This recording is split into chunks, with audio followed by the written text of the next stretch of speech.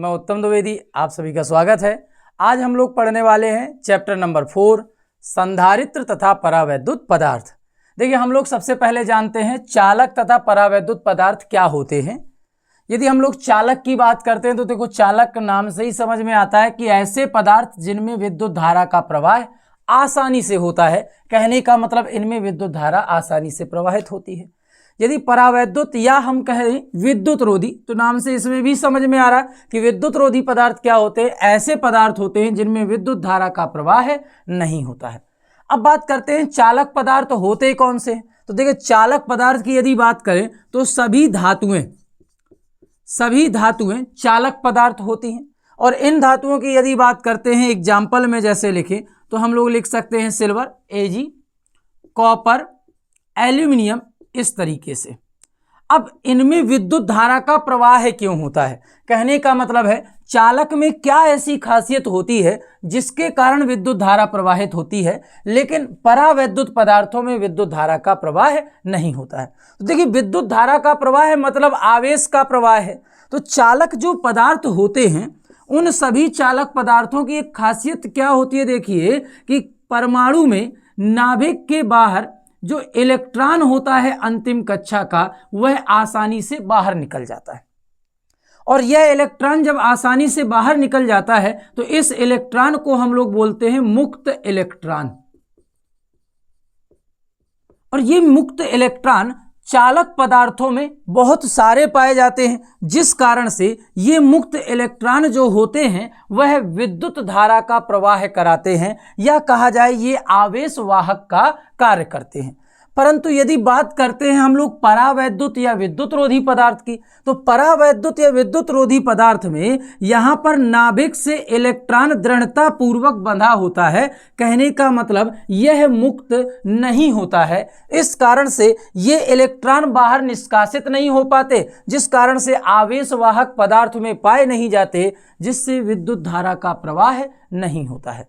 ठीक है, जैसे एग्जाम्पल की बात करते हैं तो कागज, सूखी लकड़ी और शुद्ध जल कैसे होंगे, परावैद्युत या विद्युत रोधी पदार्थ होंगे। ठीक है, तो ये बात समझ में आई होगी। अब हम लोग आते हैं अगली हेडिंग पर। देखिए, क्या है अगली हेडिंग, धारिता। धारिता क्या होती है यदि हम इसको समझना चाहें तो देखिए, यदि हम कोई पात्र या बर्तन ले लें और कहें हम इस पे हम क्या करते हैं, कोई द्रव भरते हैं, तो द्रव को जब भरेंगे तो क्या होगा, द्रव निचले स्तर से धीरे धीरे ऊपरी स्तर तक भरता हुआ पहुंच जाएगा और एक निश्चित समय के पश्चात यह क्या होगा, सबसे ऊपरी स्तर पर पहुंच जाएगा। यदि हम इसके बाद यदि इस पर द्रव डालेंगे तो यह कहाँ निकल जाएगा, बाहर। कहने का मतलब हमारा क्या है कि इस बर्तन की एक निश्चित क्षमता है द्रव को ग्रहण करने की। यदि इससे ज़्यादा द्रव डाल रहे हैं तो कहाँ आ रहा है, बाहर आ रहा है। इसी प्रकार से किसी भी चालक को यदि हम लोग आवेश देते हैं तो उसके आवेश ग्रहण करने की भी एक निश्चित क्षमता होती है, और उसी निश्चित क्षमता को हम लोग धारिता कहते हैं।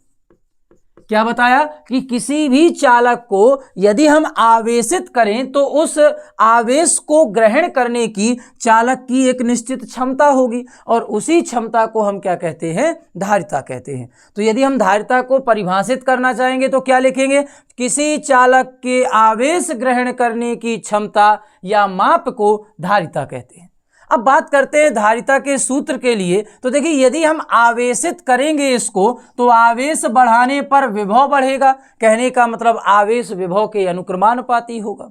और यदि अनुक्रमानुपाती का चिन्ह हटाएं तो यहाँ पर नियतांक C आएगा, तो यहाँ पर C को हम लोग बोलते हैं धारिता या किसी भी चालक की धारिता। और यदि धारिता को C बराबर लिखना चाहते हैं तो क्या लिख सकते हैं, Q/V।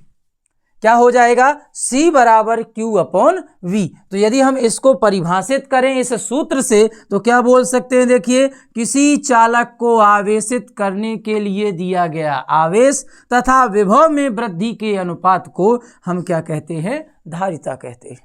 अब बात करते हैं इसके मात्रक और विमीय सूत्र की। तो देखिए, इसका सूत्र लिखा है Q/V। यदि Q की बात करते हैं तो Q है क्या, Q है आवेश, और आवेश का मात्रक क्या होता है, कूलाम। इसके बाद बात करते हैं विभव की। तो विभव है क्या? विभव हमारा है वोल्टेज, और वोल्टेज का मात्रक होता है वोल्ट। तो कूलाम प्रति वोल्ट, या इसी को हम लोग लिख सकते हैं कूलाम। और देखिए वोल्टेज का एक और मात्रक होता है, यहां पर आप लोगों को पढ़ाया गया था, जूल प्रति कूलाम। तो यहां पे हम लोग क्या लिख सकते हैं? जूल प्रति कूलाम। और कूलाम जो प्रति वाला है वह ऊपर पहुंच जाएगा तो हो जाएगा कूलाम का स्क्वायर। अब इसका एक और मात्रक होता है धारिता का, हम लोग इसको बोल सकते हैं फैरड। क्या बताया? फैरड। इसे हम लोग एफ से प्रदर्शित करते हैं। तो देखिए धारिता के कौन कौन से मात्रक होंगे? कूलाम प्रति वोल्ट, या कूलाम स्क्वायर प्रति जूल, या हम लोग क्या लिख सकते हैं? फैरड लिख सकते हैं। अब बात करते हैं इसका बीमीय सूत्र क्या होगा। तो यदि बीमीय सूत्र की बात करते हैं तो देखिए बीमीय सूत्र के लिए यहां पर हमारे पास में एक मात्रक यह है कूलाम स्क्वायर प्रति जूल। अगर यहां पर ध्यान दें तो कूलाम का बीमीय सूत्र होता है AT, तो AT का स्क्वायर हो जाएगा बटे जूल। जूल कार्य या ऊर्जा का मात्रक होता है, और कार्य और ऊर्जा का बीमीय सूत्र होता है ml 2t की घाते -2। अब इनको यदि ऊपर ले जाएंगे तो आएगा कितना? देखिए m की घाते -1, l स्क्वायर लिखा है, ऊपर गया माइनस हो गया तो l की घाते -2, t की घाते माइनस वाला ऊपर जाएगा तो प्लस हो जाएगा, तो t की घाते +2 यह है, +2 पहले से दिया गया है, 4 हो गया, और a की घाते 2। यहां पर वैद्युत धारिता का क्या आएगा बीमीय सूत्र? m की पावर -1, l की पावर -2, t की घाते 4 इंटू में a की घाते 2। और इसका मात्रक क्या लिखेंगे? फैरड, या कूलाम प्रति वोल्ट, या कूलाम स्क्वायर प्रति जूल। अब आते हैं एकल गोलीय चालक की धारिता पर। देखिए अब मान लेते हैं कि हम कोई गोलीय चालक है जिसकी त्रिज्या है स्मॉल a, और इसको हम लोग आवेशित करते हैं किसी धनावेश से, और जिस पर संपूर्ण आवेश है Q। यदि हम कहें यह कोई गोलीय चालक है तो इसका जो आवेश है संपूर्ण उसके पृष्ठ पर आ जाएगा। इस कारण से पृष्ठ पर विभव हो जाएगा V बराबर 1/4 पाई एप्सिलॉन नॉट और Q अपॉन में R। R की जगह यहाँ त्रिज्या ली है A, तो हम लोग क्या रख सकते हैं? A को रख सकते हैं। अब बात करते हैं किसी भी चालक की धारिता। अभी हम लोगों ने पढ़ा है क्या होता है? Q बराबर में C इंटू V। तो यहाँ से धारिता C बराबर निकल के आएगा Q अपॉन में V। अब विभव का जो मान आया हुआ है यहाँ पर रख देते हैं। जब विभव का मान रखेंगे तो आएगा कितना? देखिए Q अपॉन में V का मान रखा, Q upon 4 pi epsilon not और इंटू में A। यहाँ पर Q से Q कैंसिल हो जाएगा, यह ऊपर पहुंच जाएगा, तो धारिता का सूत्र बनेगा हमारा कितना? C बराबर 4 पाई एप्सिलॉन नॉट इंटू में A।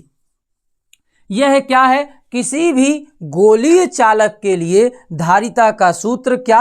C बराबर 4 pi epsilon not into A। अब हम कह दें यदि यह गोलीय चालक किसी माध्यम में रखा है जिसका परावैद्युतांक कितना है? K है, तब उस स्थिति पर आपसे पूछ लिया जाए कि बताइए धारिता का मान क्या होगा।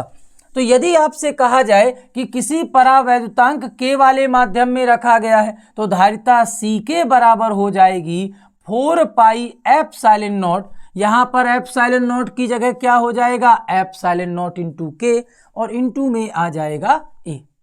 अब यह क्या है? किसी भी चालक की धारिता जब कोई परावैद्युत माध्यम K दिया गया है और यह है निर्वात या वायु में। अगर दोनों में तुलना करें तो यहाँ पर हमको मान प्राप्त होगा CK अपॉन में C बराबर 4 pi epsilon not K into A upon में 4 पाई एप्सिलॉन नॉट इंटू में A।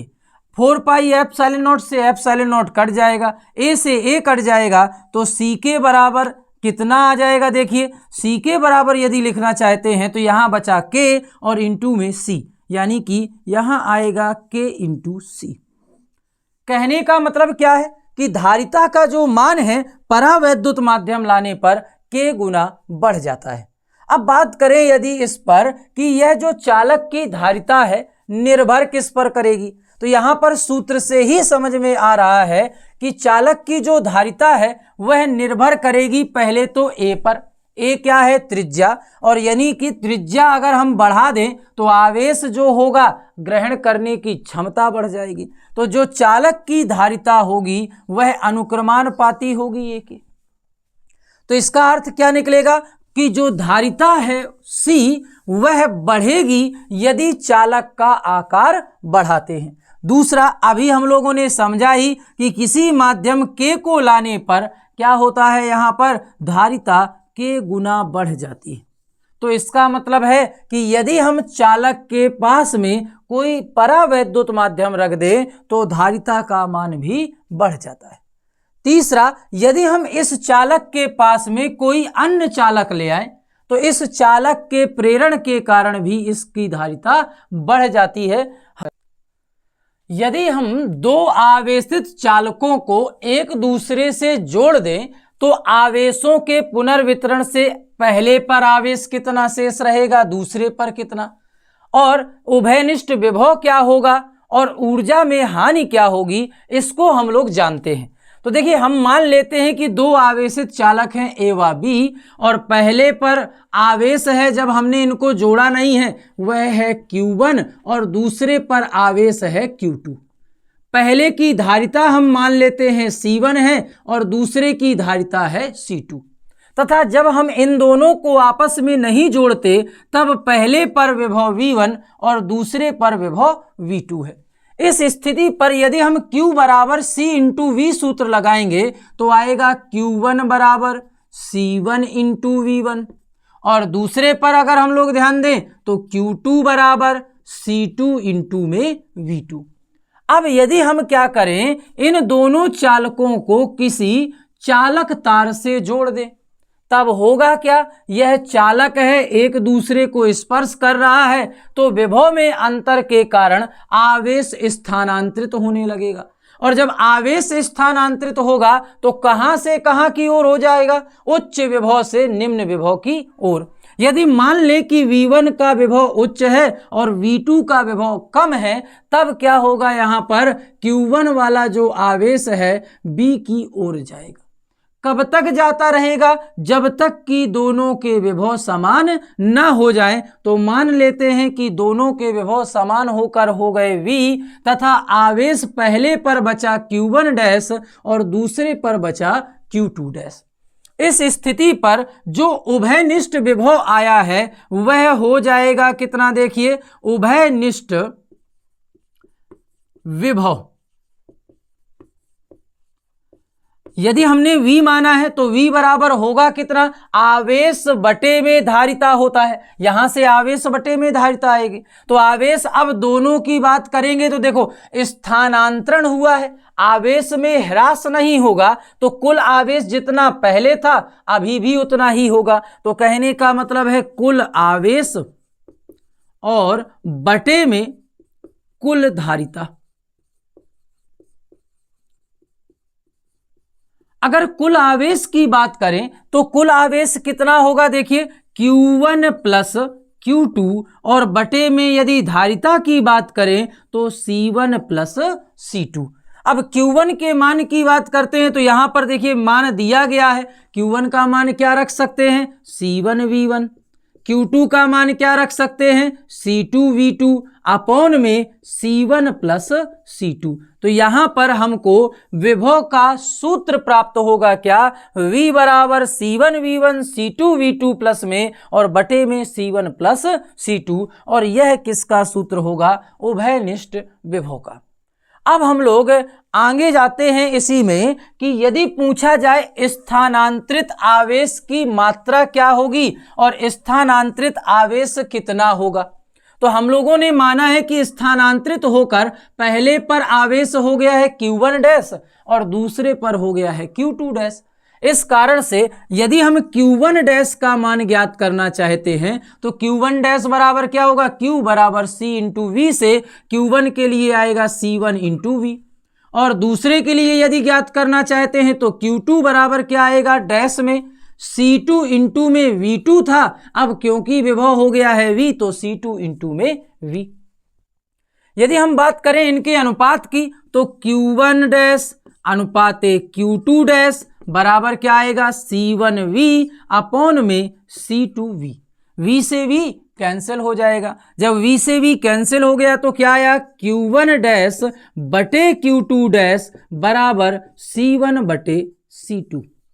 कहने का मतलब क्या है, जो आवेश स्थानांतरित हुए थे, बाद में जो आवेश इनके पास में बचे हैं, उनका जो अनुपात है वह किसके बराबर है, दोनों चालक की धारिताओं के अनुपात के बराबर है। क्या मतलब है कि यहाँ पर जो स्थानांतरित आवेश होंगे वह किसके बराबर होंगे, दोनों चालक की धारिताओं के अनुपात के बराबर होंगे। अब बात करते हैं किसी चालक से आवेश कितना स्थानांतरित हो सकता है, या स्थानांतरित आवेश की मात्रा क्या होगी। स्थानांतरित आवेश, यदि स्थानांतरित आवेश की बात करें तो देखिए पहले चालक पर आवेश कितना था, Q1 था, बाद में कितना बचा, Q1 डैश बचा। तो स्थानांतरित कितना हुआ यह ज्ञात करना है तो क्या लिख सकते हैं, Q1 माइनस Q1 डैश। यदि Q1 माइनस Q1 डैश लिख सकते हैं तो देखिए Q1 का मान हमारे पास पहले से था कितना, C1 इंटू V1, और यदि Q1 डैश की बात करें तो इसका मान कितना है, C1 इंटू में V। अब V की बात करें तो यहां पर यह उभयनिष्ठ विभव है। उभयनिष्ठ विभव कितना होता है, देखिए C1V1 माइनस C1। अगर उभयनिष्ठ की बात करते हैं तो अभी हम लोगों ने सूत्र पढ़ा था, क्या होता है, C1V1 प्लस C2V2 अपॉन में C1 प्लस C2। अब इसको हम लोग हल करते हैं तो देखिए पहले तो C1 कॉमन ले लेते हैं। जब C1 कॉमन लेंगे तो अंदर क्या बचेगा, V1 minus C1V1 plus C2V2 upon में C1 प्लस C2। अब यहां पर इसका एलसीएम ले लेते हैं। जब एलसीएम लेंगे तो यहां पर क्रॉस गुणा होगा, तो क्रॉस गुणा करके क्या आएगा, देखिए C1 बाहर है, V1 का गुणा C1 से तो C1V1 प्लस C2 का गुणा V1 से तो C2V1 माइनस यहां पे अंदर माइनस का गुणा करते हैं तो आएगा C1V1 माइनस का C2V2 बटे में क्या लिखेंगे, देखिए C1 प्लस C2। ठीक है, तो यहां पे अब हम देखेंगे तो C1V1 सेम है, C1V1 सेम है, यह प्लस का है, यह माइनस का है, कट गया तो बचा क्या, C2V1 माइनस C2V2। C2V1 और C2V2 में देखोगे तो C2 दोनों में कॉमन है, तो हम लोग C2 को क्या कर सकते हैं, कॉमन ले सकते हैं। तो देखिए प्राप्त क्या होगा, यहां पर बराबर क्या लिख सकते हैं, C1 पहले से बाहर है, C2 को भी बाहर कर लीजिए तो C2 भी बाहर हो गया, अंदर क्या बचा V1, यहां क्या बचा माइनस V2, तो V1 माइनस V2 बटे में क्या लिखा था, C1 प्लस C2। तो स्थानांतरित आवेश जो Q1 माइनस Q1 डैश था वह कितना निकल के आया, C1 C2 V1 minus V2 बटे में C1 प्लस C2। अब बात करते हैं स्थानांतरित आवेश के बाद ऊर्जा में ह्रास की। कहने का मतलब है हमने इसको तार से जोड़ा तो ऊर्जा में कितना ह्रास होगा, तो ऊर्जा में ह्रास ज्ञात करते हैं। अब ऊर्जा ह्रास की यदि बात करें तो देखिए इसके पास जो चालक है पहले से कुछ ऊर्जा होगी, और ऊर्जा के लिए यदि हम बात करें स्थितिज ऊर्जा के सूत्र की तो स्थितिज ऊर्जा का सूत्र होता है U बराबर हाफ CV²। और यदि शुरुआत में बात कर रहे हैं तो पहले चालक के लिए U1 मान लेते हैं प्रारंभ में। प्रारंभ का मतलब क्या है कि जब चालक को इस तार से नहीं जोड़ा गया, तब इस पर विभव था V1 तो हो जाएगा C1V1²। यदि दूसरे चालक की बात करें तो U2 लिख सकते हैं, तो यहां पर प्राप्त हो जाएगा सूत्र 1/2 C2V2²। तो टोटल ऊर्जा कितनी होगी, दोनों को मिला दीजिए तो U बराबर हो जाएगा कुल ऊर्जा। कुल ऊर्जा होगी कितनी, देखिए यदि हम लोग कुल ऊर्जा U लिखना चाहें तो U1 प्लस U2। U1 का मान कितना है, 1/2 C1V1² प्लस 1/2 C2V2² स्क्वायर।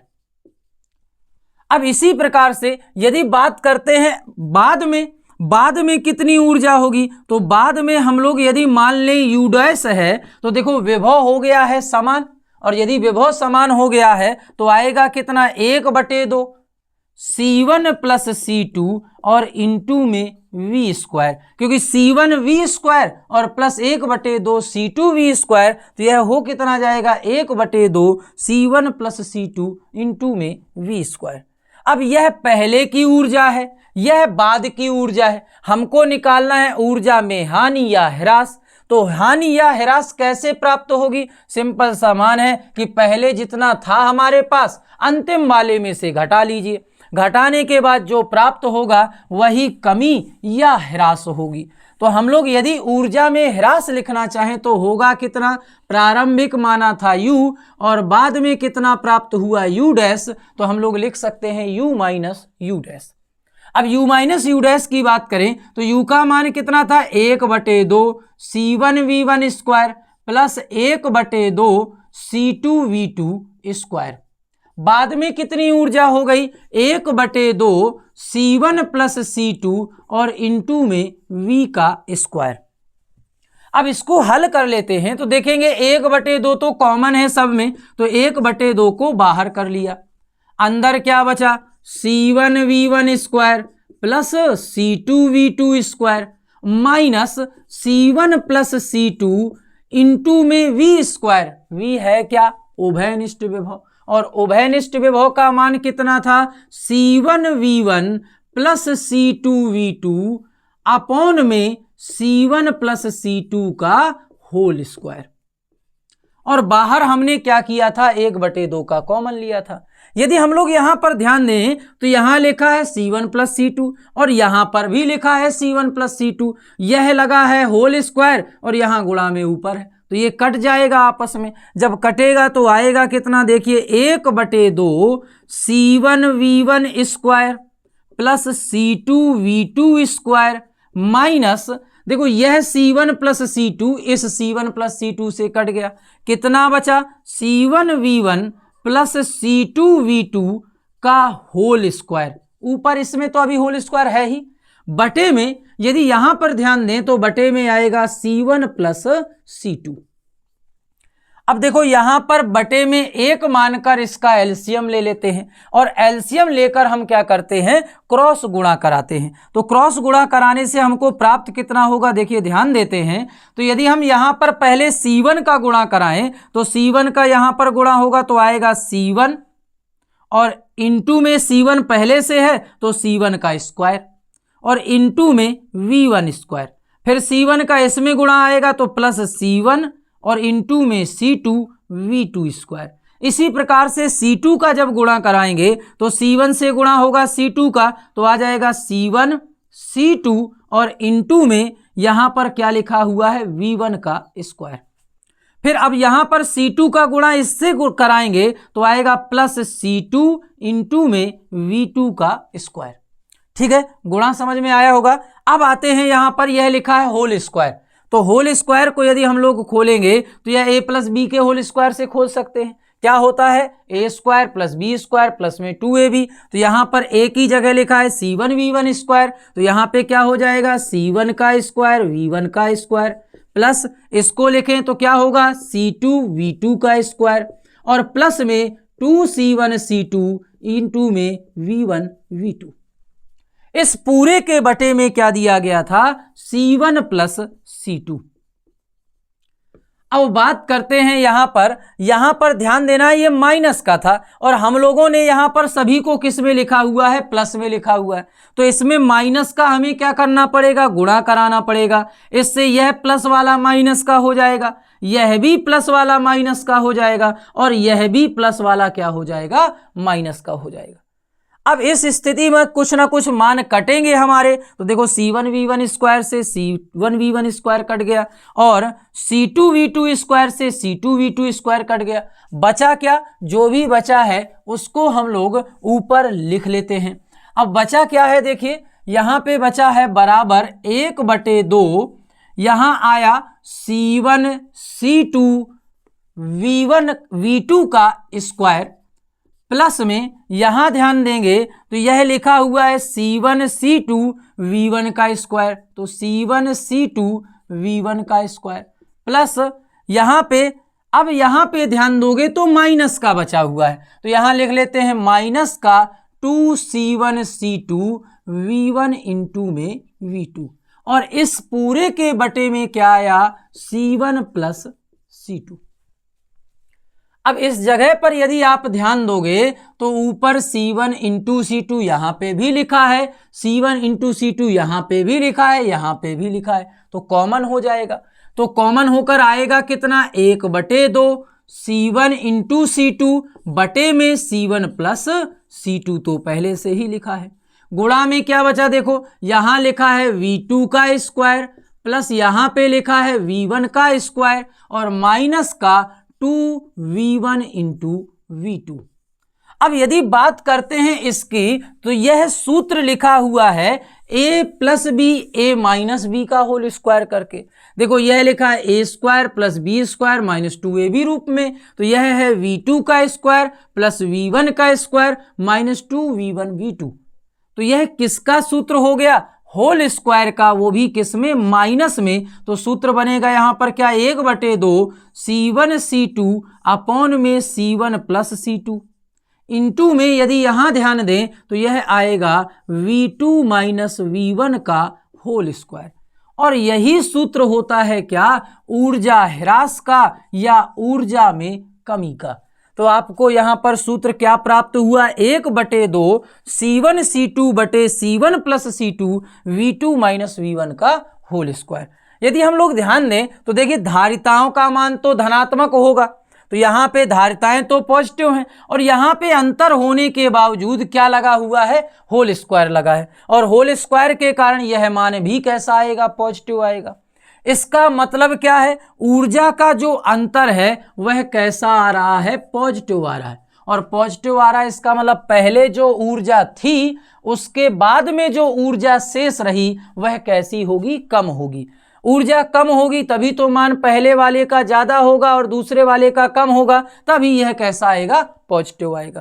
तो इसका अर्थ क्या है कि इसमें चालक तार से किसी को यदि जोड़ते हैं तो ऊर्जा में ह्रास होता है। अब ऊर्जा में ह्रास होने का कारण क्या हो सकता है देखिए, तो पहला कारण तो ये हो सकता है कि ये जो तार जोड़ा गया है ये तार गर्म हो जाए, ऊष्मीय प्रभाव दिखाए। दूसरा कारण यह भी हो सकता है कि तार जो जोड़ा गया है उसमें स्पार्किंग हो, प्रकाश उत्पन्न हो, इससे क्या हो ये अपनी ऊर्जा को प्रकाश ऊर्जा में खर्च कर दे, या अन्य कारण भी क्या हो सकते हैं। तो आप लोगों को आज इतना पढ़ना है।